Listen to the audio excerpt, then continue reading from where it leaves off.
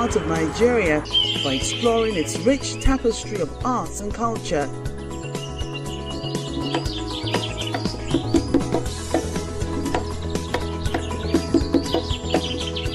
See these stories, creative, colorful and vibrant, on Art House. And remember, art is not just what we create, it's who we are. On Art House, life is art.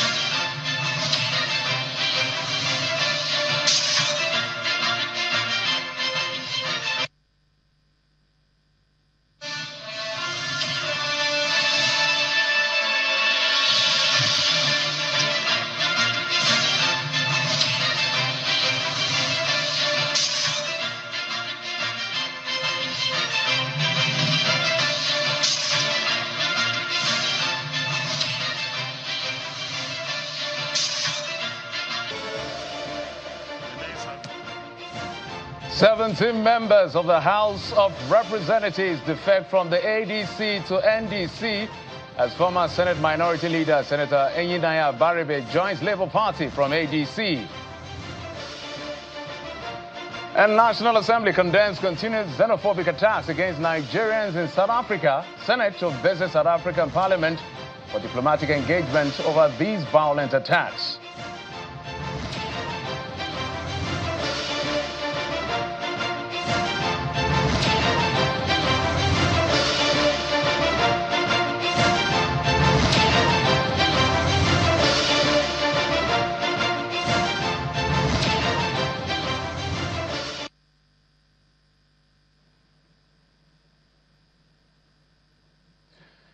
Hello and welcome to Politics Today, reaching you live from our global headquarters in the nation's commercial nerve center and our global headquarters here in Nigeria and around the world, Lagos. I'm Jeffrey, who's on, and there is still loads of activities, if you will, going on in the political space, and which we're going to cover today.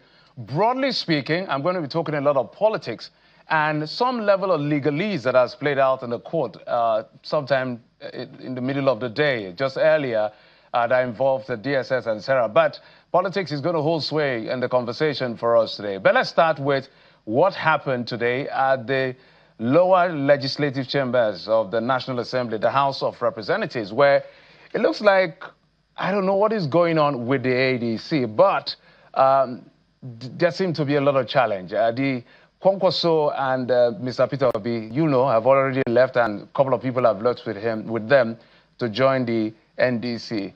Well, the lawmakers were actually now defected from the ADC, from their parties to the ADC, have now left the ADC to join the NDC. So from the House of Representatives alone, we have Yusuf Dati, who has left the ADC to the NDC, Uchenna Okonkwo, who has left the ADC to the NDC. I think it's only Leke Abejide that left the ADC to APC.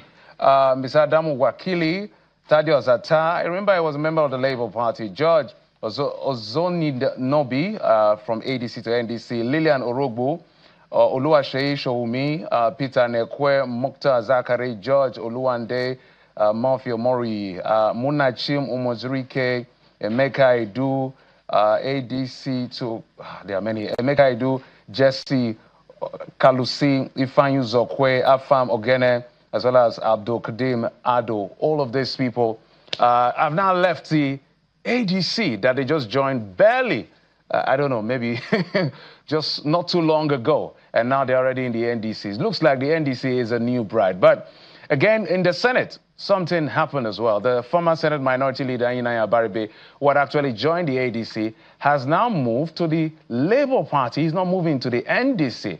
While the Senate President was reading his letter, made a joke out of it that this is the last time he's going to affect defection because of the quick succession. But let's take a listen to the Senate President, who said it looks like the ADC is dead.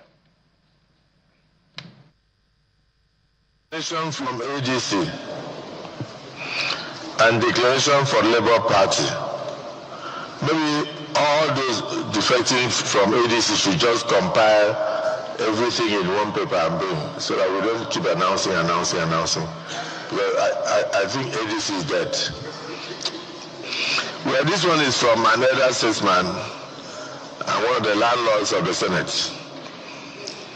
I write this letter to notify you and my distinguished colleagues of my decision to resign my membership of the African Democratic Congress. We never approve you're going there. The last time you came, we told you take it easy. It's effective immediately. Accordingly, I have joined the Labour Party. Okay. We have moved from ADC to Labour Party. My decision, Mr. President, is anchored on the now-known leadership crisis rocking the ADC, occasioned by the multiple legal issues besetting the party. And then no other explanation. You didn't even say that you consulted your constituents. All you are saying here is please accept the assurances of my highest regards. Yours truly, Senator Inaya Abaribe. I'll be a sound. So Clark, note that Senator Abaribe has moved from ABGA to ADC, and now he has moved from ADC to Labour Party. If he brings another one, I won't announce again. Well, just humor him on a lighter note. So let's tell you the composition of the Senate. For instance, the Senate has had today, we don't know what will happen tomorrow or the next day. APC has 87, supermajority in the Senate. ADC has 8, PDP 4, NDC 3, ABGA 1, Labour Party 1, Accord Party 1. So that's how the Senate is currently constituted out of the 105 out of the, I think there are vacancies. So that's the distribution. We have to put May 2026. In fact, we should have put the date because tomorrow some May defect you had to get because of the time frame. The reason this is all happening, we explained yesterday, is that everybody has between now to May the 10th also to be members, registered members of political parties. If you have any aspirations to run for any elective position and you are not a member of that registered political party, sent to INEC by May the 10th or so, you cannot run for any elective office. So that's the latest. But let's tell you more that happened on the floor of the Senate, where it has now resolved to constitute a joint ad hoc committee and the House of Representatives to address the rising cases of xenophobic attacks against Nigerians in South Africa. I know you're familiar with the story. The committee, led by the chairman of the National Assembly, which is the Senate President, will undertake a fact-finding and diplomatic visit to South Africa aimed at finding what they consider to be lasting solutions to the crisis. As part of his mandate, the delegation is expected to visit South African Parliament to formally express Nigeria's strong displeasure over the reported cases of attacks. The Senate also plans to write to the Speaker of the South African Parliament, as well as invite the Minister of Foreign Affairs to brief lawmakers on the outcome of their engagement. The upper chamber has also upheld a resolution by Senator Simon Lalong calling for a review of resolutions reached during the 2019 bilateral meetings between Nigeria and South Africa with a view to ensuring that there are implementation. Now, Senator Adams Oshomole from Edo State had proposed the revocation of operational licenses of South African companies such as MTN and DSTV in Nigeria. However, suggestion was declined on procedural grounds.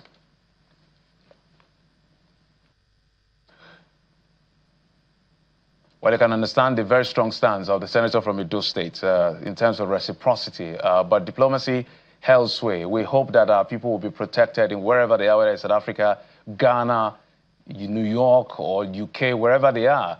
Well, people should be respected and protected by our government. So, but we have a lot for you. I told you there's a lot to talk when it comes to politics today and the legalese, but we'll give you our political round of stories. We'll be back.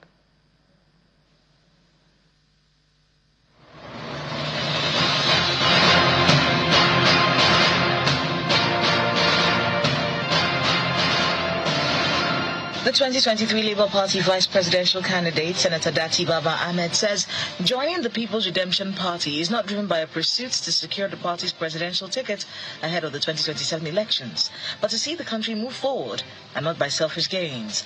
Speaking while meeting with some senior officers of the PRP at the National Secretariat of the party in Abuja, in the company of some former Labour Party officials, Senator Dati Baba Ahmed debunks the claim that his move is self-serving, insisting that his priority is national transformation rather than personal ambition.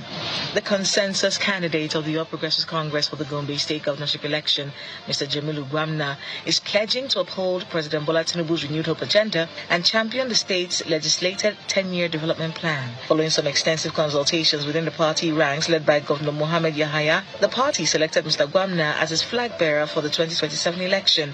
The party also announced that candidates for the state's 3 senatorial districts and 6 House of Representatives seats have emerged through the same model.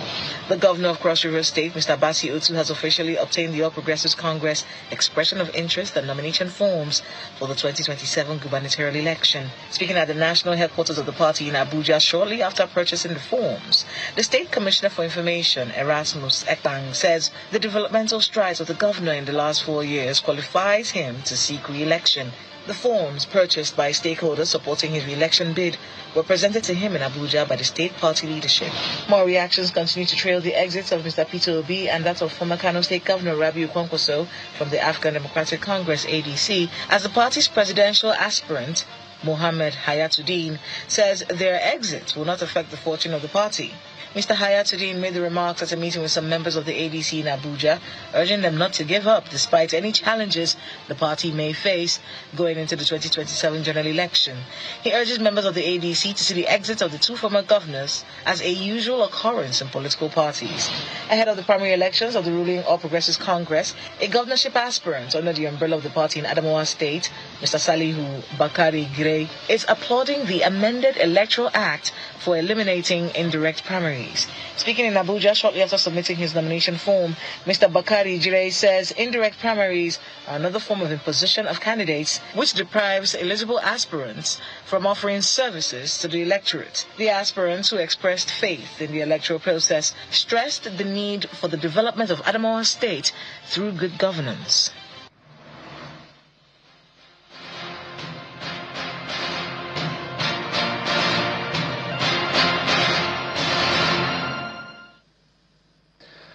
What is going on with the ADC is a big question on everybody's mind, because at some point at the beginning of the year, it looks like, okay, the APC has a party that will give it a run for its money. But all of a sudden, because of litigations and multiple litigation at different points that went all the way from the trial court through an interlocutory appeal to the appeal court, down to the Supreme Court, and then, of course, where we are, the Supreme Court said, go back to the trial court, go and show cause why the injunctive reliefs that were sought by the other party should not be granted. So how long are they going to stay in court? What is going to be the fate of all of this? They have just barely, if today is 5th of May, maybe 4 to 5 days. So we're seeing people who are not taking chances with their political future, who had found a home in the coalition in ADC, now saying goodbye. Maybe we'll meet later, but I need to secure my future, including Leke Abejide, who had said he's the landlord of the ADC. He's now gone to a party he's not divided, he's not denied, he's in love with, especially the president, the APC. But 17 members of the ADC today in the House of Reps moved to the NDC, a relatively new party with the national leader, SERAP Dixon, who is a senator. So that's why we're probing further on this. Let's bring in my guest. Mr. Oladimeji Fabi is the ADC Deputy National Financial Secretary, an NWC member. Mr. Fabi, thank you so much for coming on the program.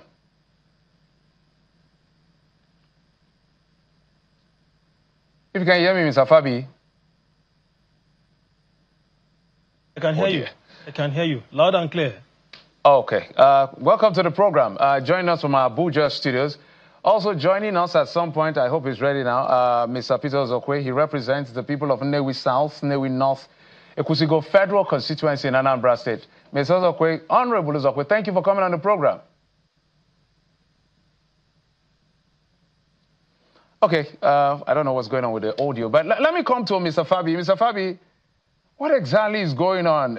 If not that I know that senior men in politics like David Mark, Atiku Abubakar, former president, former vice president of Nigeria, Ralph Aregbesola, and several other persons are still there. What exactly is happening in your party that everybody is losing, or let me not say everybody, the members who are leaving have lost hope to the fact that if they stay with you, you're going to jeopardize their political future. In fact, the Senate president today said, your party is dead. Do you agree to that verdict of the Senate president? And what's happening? Thank you very much, Geoffrey. First, don't mind the Senate president. I didn't expect him to say anything otherwise. For me, let me tell you straight off that there's nothing wrong with our party. Perhaps something is wrong with those that are leaving, and they are the only one who can say the reason why they are leaving. Most especially Mr. Peter Obi, Mr. Peter Obi that left. There was a purpose for the convergence in the first instance that he joined. There was a reason, there was a purpose for it.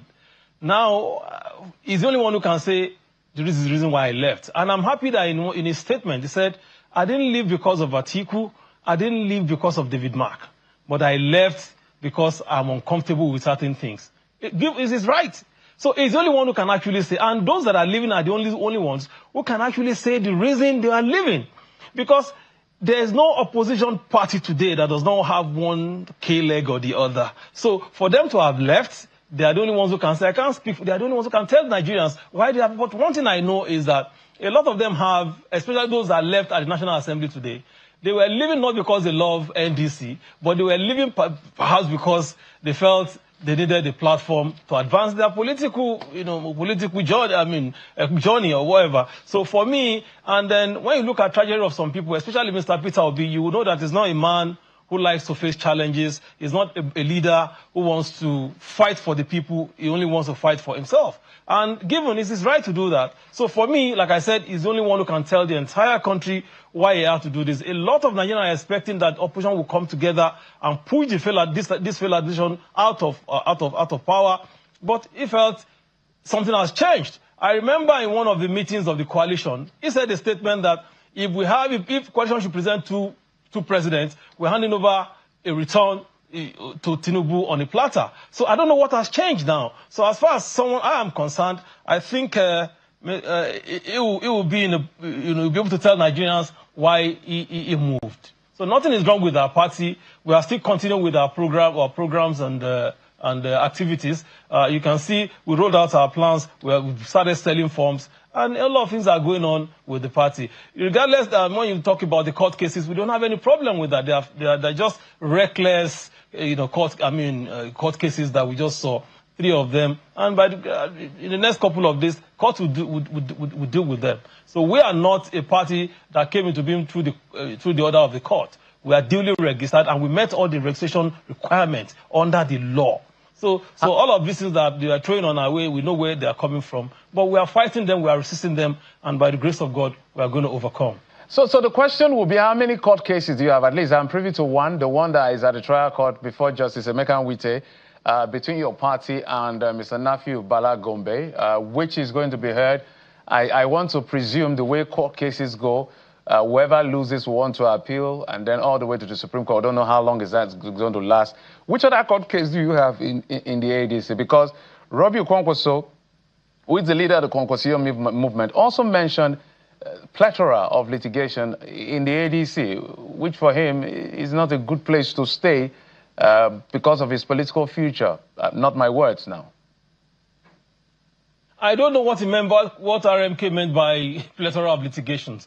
We had just, let me borrow the words of Bolaji Abdullahi, flimsy court cases that cannot even stop us. Because if it's on the point of law, there's no how ADC is going to lose, except there's any other thing from elsewhere. The cases are clear, and if you are following the point of law, there's no how ADC can lose all of these cases. We were in the Supreme Court. Everybody listened to the position of the Supreme Court. The ones that were instituted by some state chairmen, they are there, that our congresses and conventions should not be recognized, is in court. There was another one by the guy that just left. He was in ADC before the Kogi House of Reverend by Lekki or something. He had already left now. So we wait to hear what the court is going to do. But like I tell you, we are solid on ground. We are solid. We're huge on these cases, and nothing is going to stop us. Like the national chairman said, we are going to be on the ballot, and ADC is going to win. That's what they don't want to hear. We're here. It's about Nigeria. It's not about anybody. It's not about... For those who believe that this party is just put together by Elijah, and in fact, I was speaking with Buba Galadima yesterday, and he was actually inviting Atiku Abubakar to the NDC. He said, look, this is more like a sinking ship from where he sits and what he knows, that it should come and join before it's too late. For those who have always held that this is an SPV put together to, position and posture the ambition of His Excellency the former Vice President Atiku Abubakar, don't you think that that's also one of the factors that some of these gentlemen have looked at and have said, okay, we don't know whether we can contend with this, and decided to excuse themselves from the party? I want you to speak to that issue of Atiku Abubakar, because it's central. I remember I was speaking with, I'm not sure whether me or someone was speaking with Mr. Segun Showomi. One of his challenges is that Atiku Abubakar always shows up irrespective of whatever is the unwritten understanding of Nigeria. So whether a southerner is coming, Elijah Atiku Abubakar will show up to run for president. Whether a northerner is coming, he shows up to run for president. So don't you think that's also a challenge? Geoffrey, let me tell you, let me make this abundantly clear. This has nothing to do with Atiku Abubakar. What Atiku simply did was to call for the convergence of all opposition elements. He started from PDP, and he rallied every individual you see. He convinced them. Geoffrey, that is leadership. If they cannot give it to him, we will give it to him, and he should give it to himself. What Atiku did was to provide leadership, was to converge every opposition element, because he knew that the way the APC started, the way they were going, they will stop at nothing to destroy that democracy. And the only way this government of Tinubu can be pushed out, it was to bring all the opposition elements together. That was what Atiku did. And some people are now misconstruing that to be the party was built for Atiku. Well, I don't know where that is coming from. So for me, and all of them saw it, they came in the first instance because what led to the exit? We should query them. We should ask them, why did they leave? So all of you now cannot come together and defeat Atiku in a free, fair contest? Is Atiku God that you cannot face? Is it that too powerful, too strong, that all of you cannot face and said, no, we're going to defeat, and the next thing you can do is to run away? They should go and tell that to the Marines. I don't share in all of that. It's cowardice. It's cowardice. And you can see that being exhibited significantly by Mr. Peter Obi. He left the party because he was so scared of Atiku Abubakar. Atiku said, let's go into free, fair primaries. The law provided for two options in selecting our candidate, either direct primaries or consensus. Now, Mr. Peter Obi and his people and RMK, they want to bring in coronation. It's not going to happen in our democratic lexicon. We are not going to accept it. They want everything on a platter. You are a leader you are trying to be a leader who wants to lead a country over 250 million, and you are so scared to face a challenge of common primaries where few delegates will elect candidates. No. For me, I think it's below the belt. The days of few delegates elect candidates is over, so we don't do indirect primaries, it's primaries. So if you have the numbers that you claim to have as a party during that registration, maybe I should have looked at the numbers because the other day I tried to check out what is going on with the NDC. Literally, I don't know whether the site went down, literally, because of the massive number of migration, maybe from the Kwankwaso and the obedient movement. I'm going to stay with the issue of Atiku Abubakar for a moment, if you indulge me.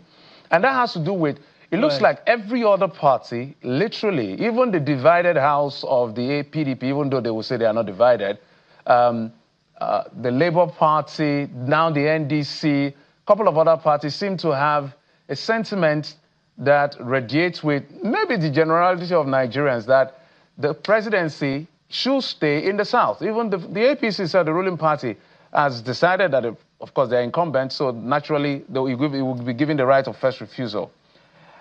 Isn't that something that gives the ADC a clue that should have given some of these gentlemen confidence that they may have a shot at the presidency? I'm talking about maybe people like Peter Obi and maybe Rotimi Amechi, rather than throwing it open.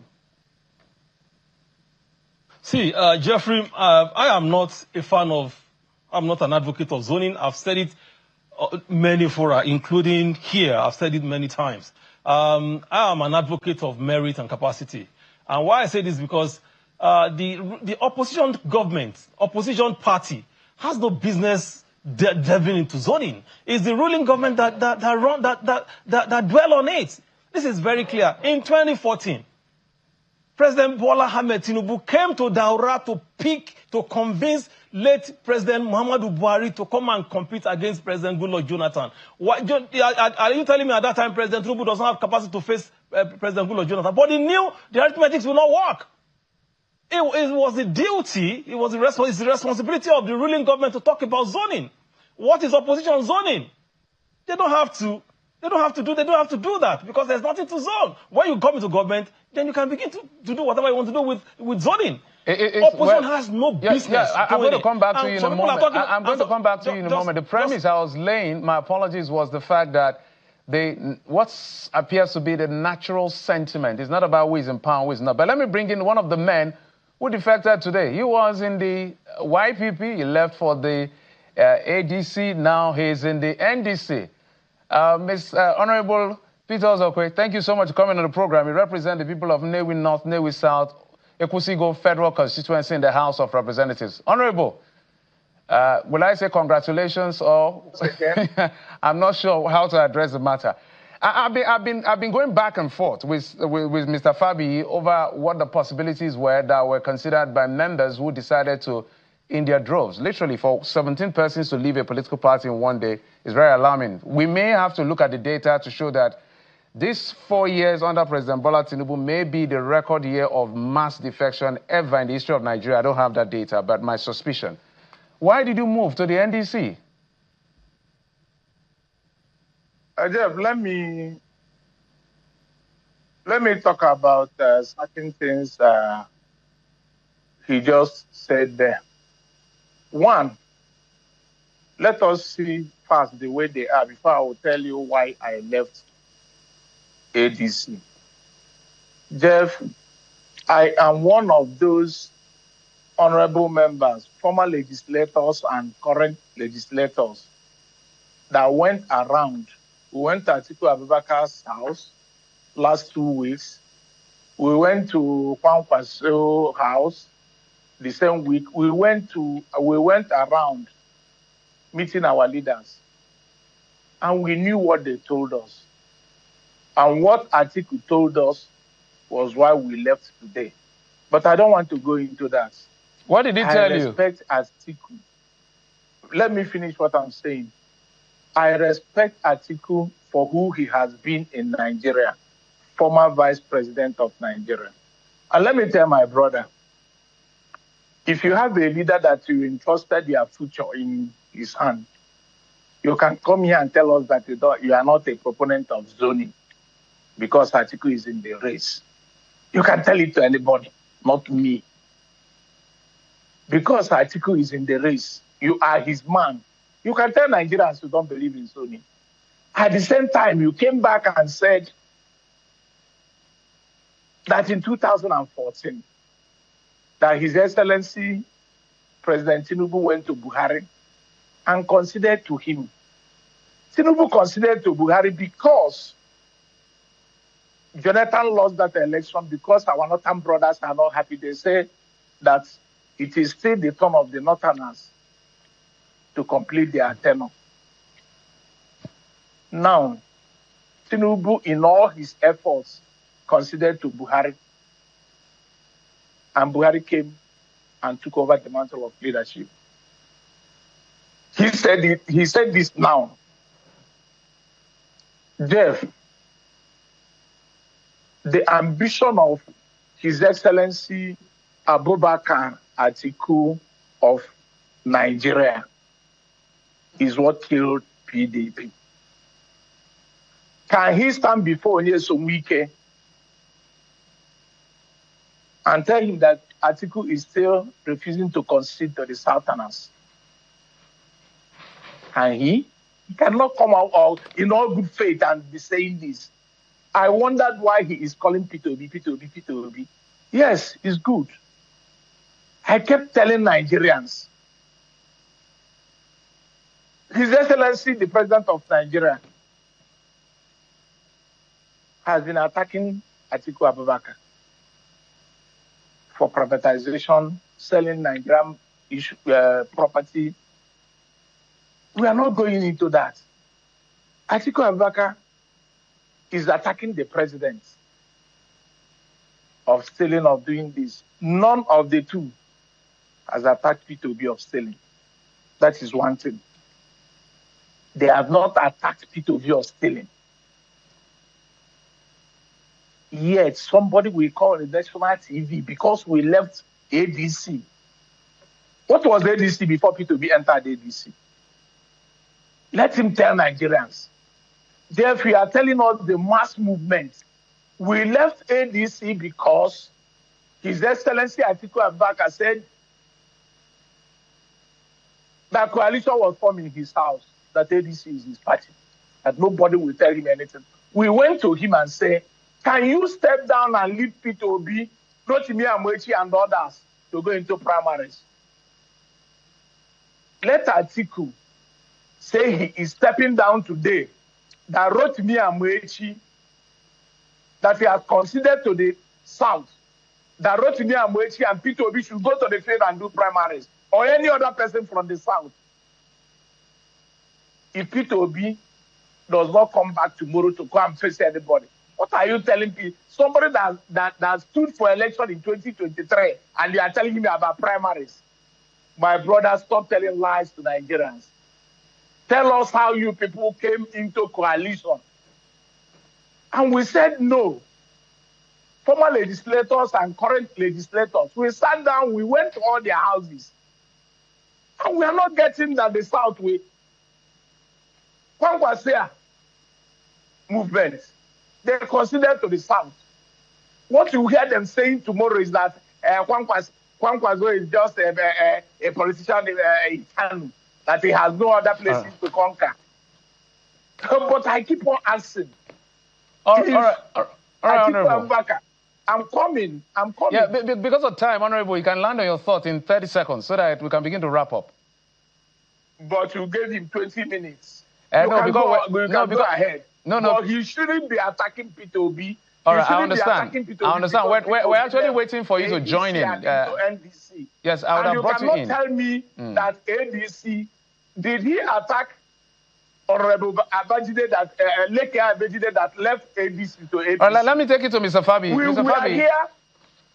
My apologies. Everybody has just about 30 seconds. Mr. Fabi, let me come back to you. Honorable Uzokwe, because we couldn't get you early. He said it's not my words now. So you may respond to him. You're a member of the NWC of the ADC. Respond to him. 30 seconds, if you will. Geoffrey, we do respect to honorable members. Do you know all of these guys are playing to the gallery? Because they felt they could not win without Peter Obi. It's not as if they love NDC. It's because they felt with Peter Obi, that's the only way they can win their election. That's what we have done. Now, let me just quickly take him on Atiku Abubakar.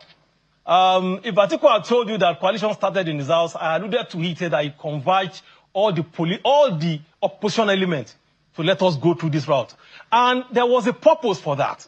But now Peter Obi said the purpose does not mean anything again. Rabiu Mukwasa said it does not mean anything again. Why is Amaechi still staying? Amaechi was part of all of this. Why is Aregbe still staying?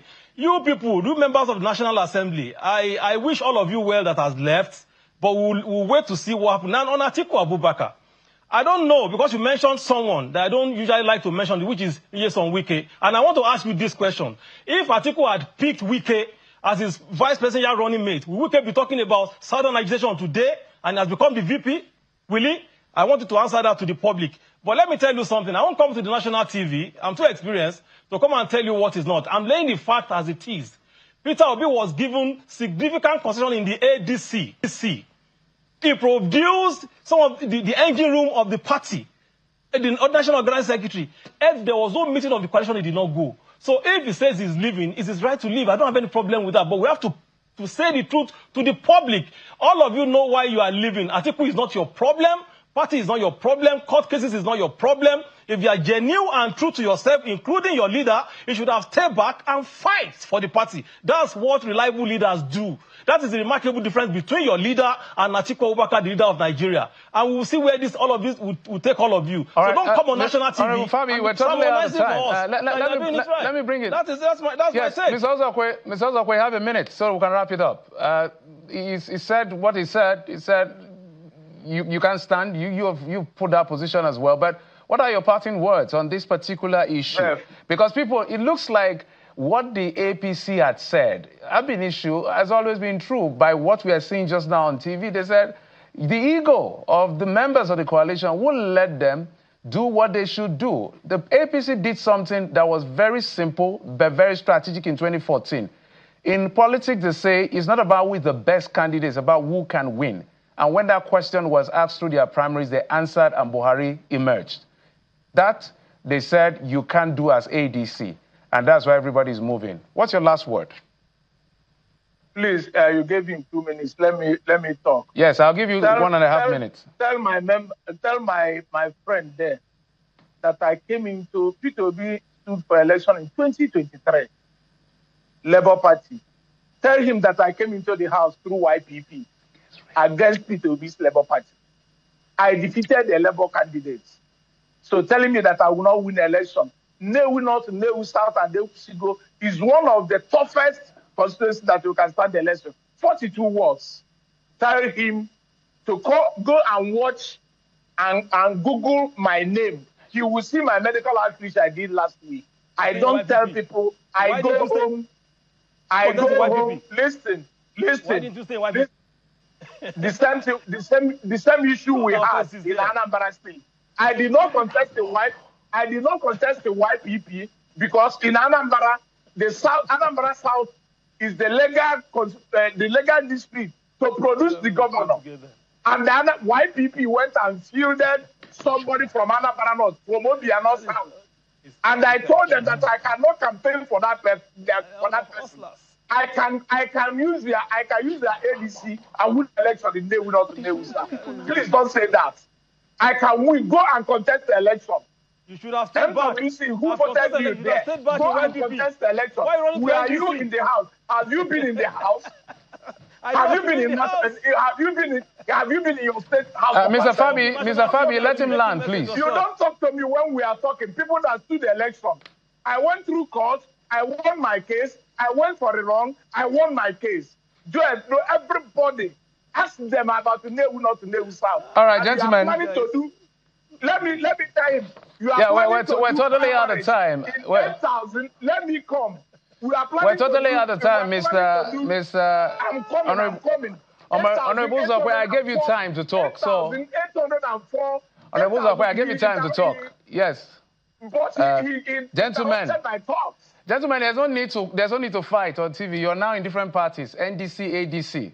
We're just trying to find out why the divorce happened. But I wish you both the very best. Peter Ozokwe is one of the 17 members that defected from the ADC to the NDC today. He represents Newi South, Newi North, Ekusigo Federal Constituency, as well as Mr. Oladimeji Fabi is a member of the NWC of the ADC. He's the Deputy National Financial Secretary. Gentlemen, I appreciate you both. Thank you. And when we come back after this break, we will be talking to a senior advocate of Nigeria. Today, a court ruled against SERAP, Socioeconomic Rights and Accountability Project, over an issue they had with the DSS. And the court awarded a cost against them, a judgment cost of by 100 million naira with interest of 10% every year until they pay up the sum. What really happened? How did the case go to court? We will find out today, as well as other issues that has to do with legal intervention. Senior advocate will be joining us. Stay with us.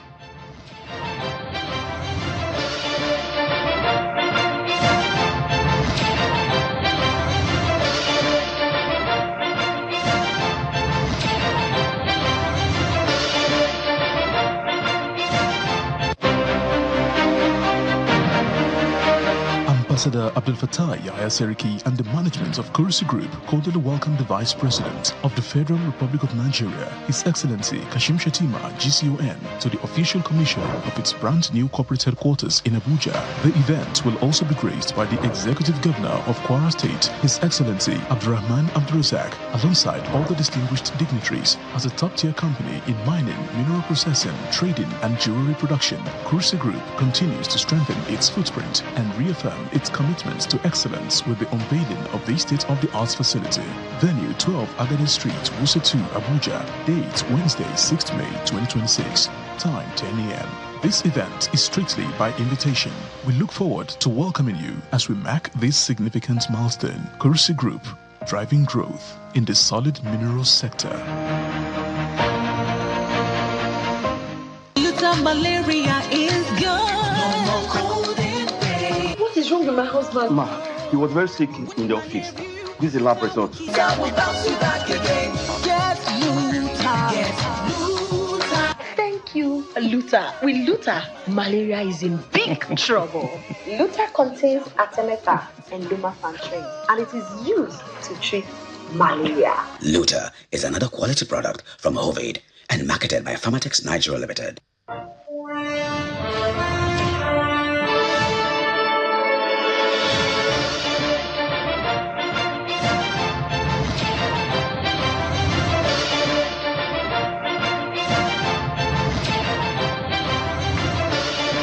Welcome back. Let's bring in my guest. Before I bring in my guest, let's tell you how Justice Halilu Yusuf of the Federal High Court awarded the sum of 100 million naira against the incorporated trustee of SERAP Justice Yusuf, in a judgment, held that 2 operatives of the agency were right to have filed a suit against SERAP on grounds of defamation.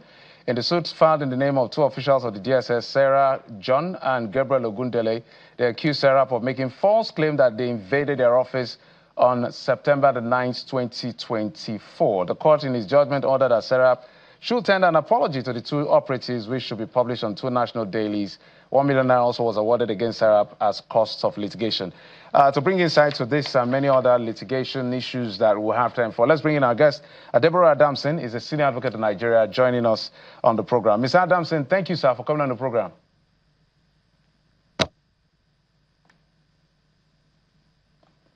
Oh dear. So, let me try and see how I can do it before my guest comes in. So, in 2024, I want to be sure I have all the dates. Yes, that should be 2024. There's been a back and forth. So I've read the report. I've also read the response of SERAP on this particular issue that has to do with the DSS visited the office of SERAP in Abuja. Now, from the DSS's account, they went there on what they call familiarization visit to offices or NGOs that are showing up for the first time in the city and all of that. They just wanted to familiarize. But SERAP has another account altogether saying that what played out in the name of familiarization was more of an intimidation that led to a certain level of escalation. Now, going forward is the fact that the case ended in court between the DSS and SERAP. And when the case ended in court between both parties, the court ruled in the favor of the DSS, saying that the case of defamation was sufficiently established and awarded cause. Well, SERAP has said they are going to appeal this particular case because, as a matter of fact, certain facts were not consistent. They said it wasn't a familiarization visit, it was an invasion. That the reason why they put out the publication or the tweet or the expose that the DSS held on to as what caused reputational damage, in my own words, and defamation of their agents or their personnel was blown out of proportion, that they were just there to do their work. But SERAP said no.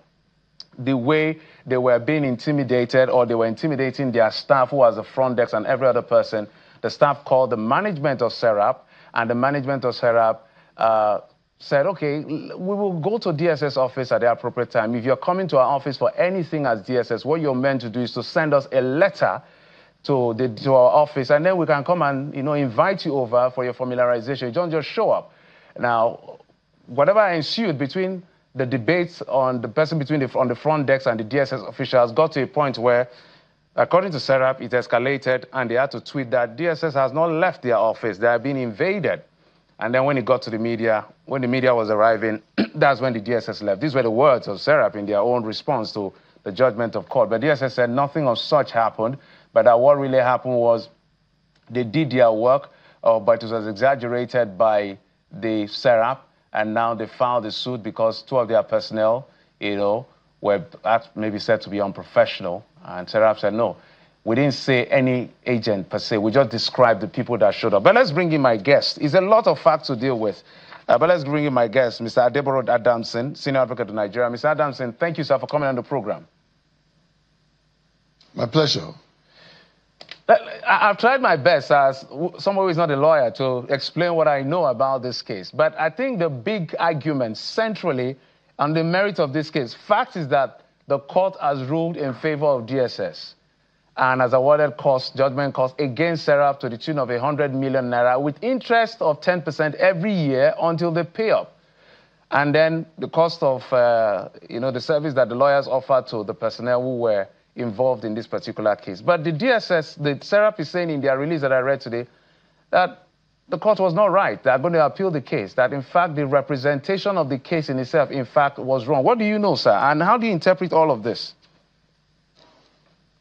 First of all, we need to correct the impression that the matter was between DS6 and SERAP. No, that's not the correct position. Okay. The correct position is that the 2 operatives of DS6, in their own personal capacity, sued SERAP for defamation. Now, as an ordinary citizen of the Federal Republic of Nigeria, the question is whether they have that right or not. Okay? Now, if SERAP has the right to freedom of expression, now where that freedom of expression enjoys the right of another citizen of the Federal Republic of Nigeria, that citizen has a right of audience in the courtroom. And that's exactly what John and Ogundele have done. They submitted their grievances to the serenity of the courtroom. And the courtroom and the court as well has given a verdict. And to that effect, that is the position of the law today. You may say it's abnormal. You may say, oh, it has never happened before. But a president starts one day. And although the respondents, SERAP and another, have the right of appeal, but as we speak, the law is that, look, as a citizen, whether you are an operative of an agency or not, you have a right to your reputation. And when that reputation is injured, then you have the right of remedy.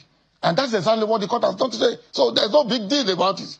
There's no fuse about this, the unnecessary. So, okay, thank you for that clarification about that it was the official. But the SERAP is arguing. I'll read some of the argument they had. I know this is already a judgment, but we can discuss judgment, agree or disagree on the judgment. They said they did not mention any name or specifically. In fact, they said their description was a tall, large, dark-skinned woman and a slim, dark-skinned man. And they said the DSS claimed that one Sarah John visited them. But in their book, their register, the name there was Sarah David.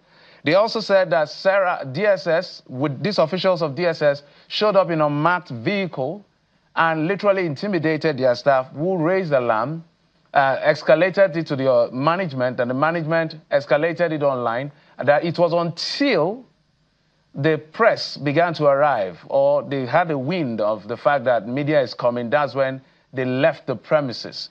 So what do you make of that particular claim? So I wasn't in court. I don't know whether you were in court, so I don't know who presented what. They are basing this argument on the fact that there was, they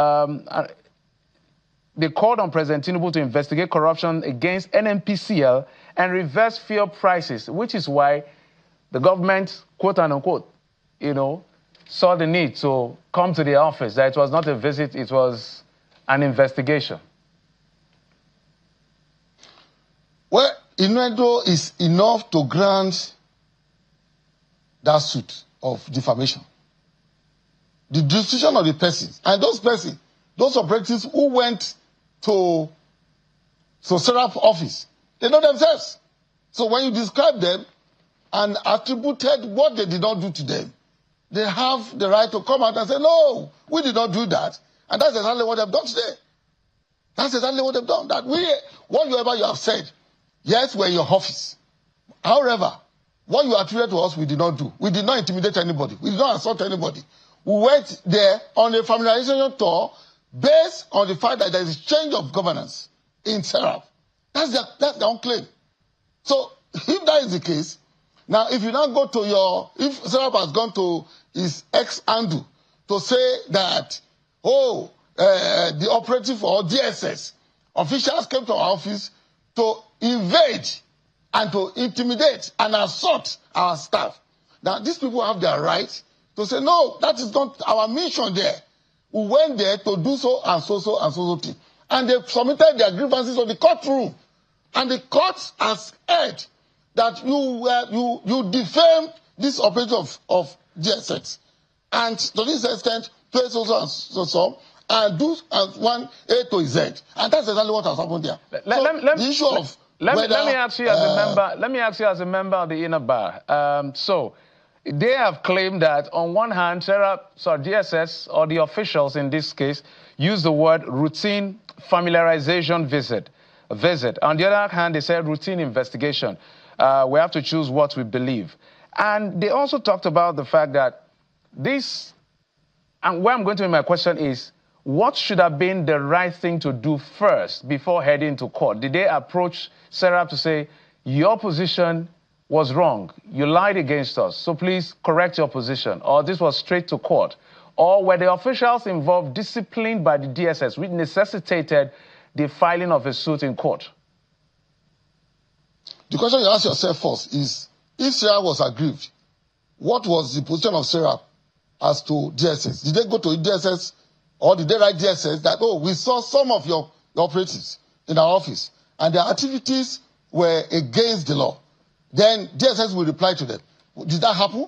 If that did not happen, then if the operatives, because like I said, it's not a dispute between DSS and SERAP. It's a dispute between two individuals, as citizens of the Federal Republic of Nigeria, against SERAP. So if they felt in their own personal capacity that SERAP has injured their reputation, they have the right of audience in the courtroom. And that's exactly what they've done. So, let's talk about going forward as far as the issue is concerned, because we cannot rule out the fact that some security agencies can be high-handed. We cannot rule out the fact that some can be overzealous. As a member of the inner bar and as a lawyer, what is the premise of the, say, ordinary citizen to be able to say, I am worried about the presence of security in my XYZ residence or office. So to that extent, I can raise alarm because of what I'm not sure of. And can that end up in cases like this, if you understand my drift? Very well. Very well. The issue is this. If the operative of any law enforcement agency visits any place whatsoever, the first question he has is, who are you? What's your mission here?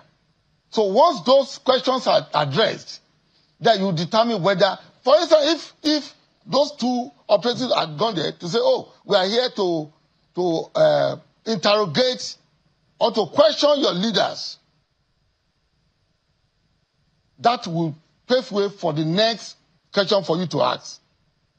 But in the instance case, what they said, or what's in the news, is that upon getting to the SERAP office, they met the secretary and they asked for the leader or the leaders of SERAP. And the response of the secretary was that the leaders were not around. And they said, okay, tell him, and they, in fact, they might have exchanged telephone numbers. So if that has happened, I don't see any big deal there. Well, sir, literally, I have, my apologies, SERAP has countered almost every point that was canvassed in court. I'm sure that's going to go to appeal. In fact, they said that it is not common practice that DSS or its officials will visit NGOs who are holding government to account. So this is rather a funny visit. So if you can respond to that in 1 second. Well, it's a question of fact.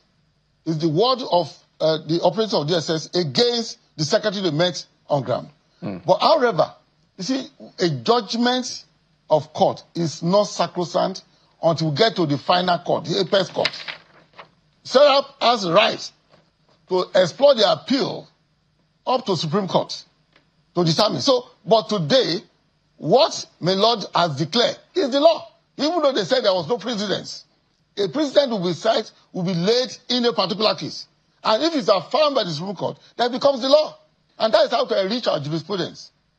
All right. That's how to expand our law. And that happens in all civilized countries. So that is not an exception. So last time, Deborah Adamson is a senior advocate of Nigeria. Thank you. I wish I had time to explore. There are so many issues that have to do with the army, the DSS, the police. Maybe some other time we'll look at it critically. But thank you, sir. I appreciate you. Thank you. My pleasure. Thank you very much. Thank you. That's it on the program. Thank you for your time and company. I'm Jeffrey Uzoma. Bye-bye.